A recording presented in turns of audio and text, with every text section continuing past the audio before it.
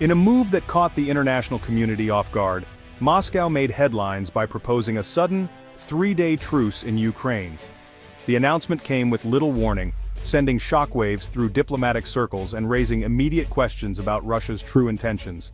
The timing was no coincidence. The ceasefire was set to coincide with Russia's Victory Day, a highly symbolic holiday marked by grand military parades and patriotic displays across the country. Ukrainian President Volodymyr Zelensky wasted no time in responding.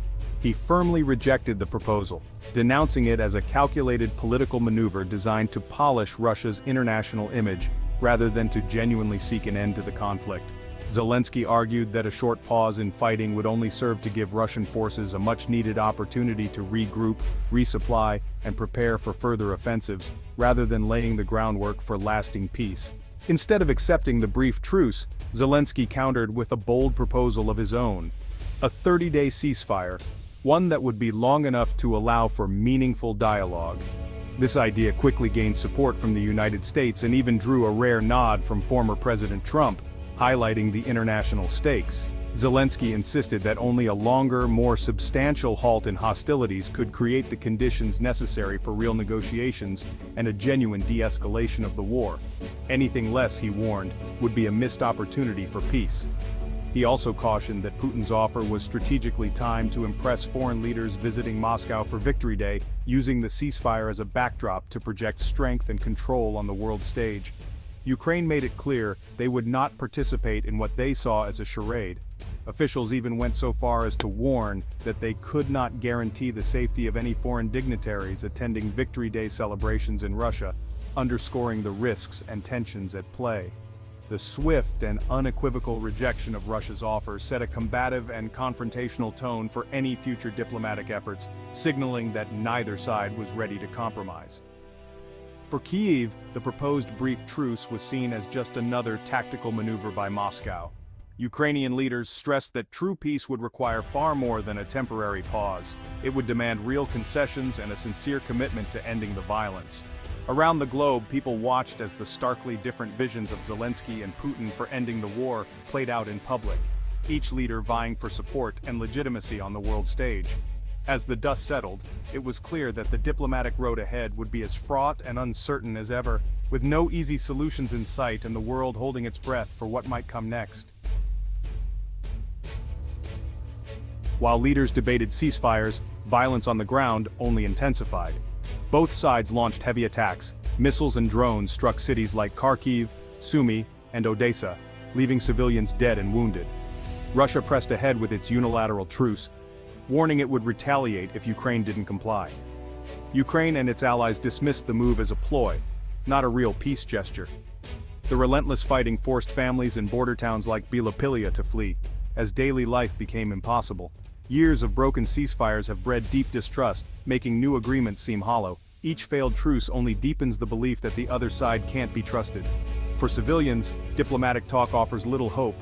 The war's reality is explosions and destruction.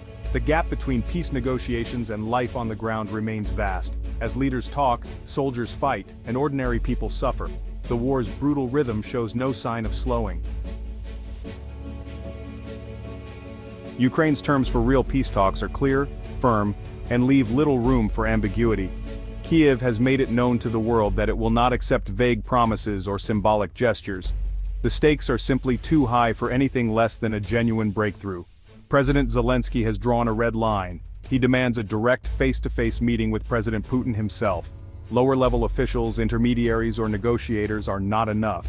Zelensky insists that only the Russian president has the authority to make decisions that will truly end the war and bring peace to Ukraine. The proposed summit in Istanbul is not just another diplomatic event. For Ukraine, it must deliver tangible, measurable outcomes.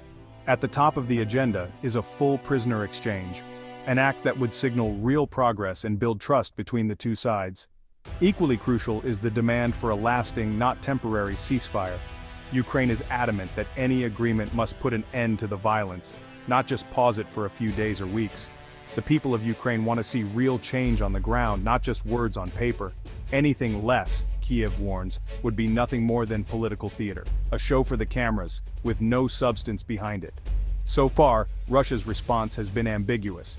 There has been no clear confirmation that Putin will attend the summit, and this silence has only fueled suspicions about Moscow's true intentions. Is Russia serious about peace, or simply buying time? Zelensky has publicly warned that if Putin refuses to show up, it will be interpreted as a sign of weakness and a political defeat for Russia on the world stage. The message is clear: only direct engagement can lead to real solutions. Ukraine is not interested in photo opportunities or half measures. It is demanding a real ironclad commitment from the very top of the Russian leadership, a commitment that can be trusted and verified. For Kiev, the idea of a political victory is non-negotiable. There can be no compromise on Ukraine's sovereignty, no deals that reward aggression, and no concessions that undermine the country's independence. By insisting on Putin's personal involvement, Ukraine is putting Russia's willingness for genuine peace to the ultimate test. The world is watching to see if Moscow will rise to the challenge. The international community waits anxiously, knowing that these tough conditions could either open the door to meaningful dialogue or slam it shut for the foreseeable future. Every hour that passes adds to the tension and uncertainty. The stakes for both leaders and for their nations could not be higher. The outcome of these negotiations will shape not only the future of Ukraine and Russia, but also the security of Europe and the world. As the world holds its breath, the next move from either side could define the course of the conflict for years to come. The hopes of millions rest on what happens next. The United States stands at the very heart of ongoing diplomatic efforts, with President Zelensky repeatedly urging Washington to step in as a neutral mediator. The U.S. is seen as a power broker with the influence to bring both sides to the table, and its involvement is viewed as crucial for any meaningful progress toward peace. Zelensky's appeals highlight the trust Ukraine places in American leadership, hoping that the U.S. can help bridge the deep divides between Kyiv and Moscow. In response, America has thrown its support behind Ukraine's call for a 30-day truce, signaling a willingness to take concrete steps toward de-escalation. Plans are underway to send a high-level U.S. delegation to Istanbul if peace talks materialize, underscoring the seriousness with which Washington views the process. The presence of American officials at the negotiating table would send a powerful message to all parties involved. Adding to this momentum, former President Trump's endorsement of a longer ceasefire brings rare bipartisan weight to Ukraine's position. Both major U.S. political parties now appear united in their support for a peaceful resolution, which strengthens Ukraine's hand in negotiations and signals to Russia that the world is watching closely. However, Trump has made it clear that he will only attend the talks if President Putin is also present, putting additional pressure on Moscow to engage directly. This move is designed to force Russia to take the negotiations seriously and to show the world that the U.S. expects accountability at the highest level. Meanwhile, Russia's attention is fixed on its annual Victory Day celebrations. The Kremlin is using the short truce period to break out of international isolation, projecting strength and unity to both domestic and foreign audiences. These displays are meant to rally public support and send a message that Russia remains a formidable player on the world stage. Tensions have escalated further after Zelensky issued warnings about the safety of foreign leaders visiting Moscow, drawing sharp criticism from Russian officials. This exchange has only deepened the mistrust and made the diplomatic environment even more challenging. The conflict has evolved into a global chess match, with military, economic, and diplomatic moves being carefully calculated by all sides. Every decision made by international actors has far-reaching consequences, affecting not just Ukraine and Russia but the entire world. The United States aims to be a key facilitator in the peace process, leveraging its diplomatic clout to encourage dialogue. At the same time, Russia is using every diplomatic opportunity to shape the narrative in its favor, turning negotiations into a stage for propaganda and influence. For Ukraine, the backing of strong allies is absolutely essential, not only to ensure fair negotiations, but also to guarantee the country's future security and independence. International support provides Ukraine with leverage and reassurance as it faces an uncertain future. Ultimately, the actions and decisions of these international players will shape the next chapter of the war. The outcome of these negotiations could determine the fate of millions and set the tone for global relations in the years to come. The stakes are incredibly high, extending far beyond Ukraine's borders. The world is watching, and the choices made now will echo across continents, affecting peace, security, and stability for generations. Civilians bear the brunt of the war's violence, with recent Russian attacks causing deaths and injuries in Kharkiv, Sumy, and Odessa. Families in border regions are forced to flee, creating a growing crisis of displacement. The constant threat has made daily life impossible for millions. Zelensky's warning about the safety of foreign leaders in Moscow highlights the region's instability. Behind every headline are families torn apart and communities destroyed. The humanitarian toll is central to the conflict, not just a side effect. The suffering of civilians is the strongest argument for a real, lasting peace. Despite diplomatic talk, the fighting is relentless. Missiles, drones, and heavy artillery on both sides. Russia's air defenses intercept swarms of Ukrainian drones, while Moscow's security tightens ahead of Victory Day. The war's shadow now looms over Russia's own capital, with drone attacks raising fears of disruption. Russian military casualties have reached record highs, reflecting the intensity of the conflict. Yet neither side is backing down. Both believe they can still gain on the battlefield.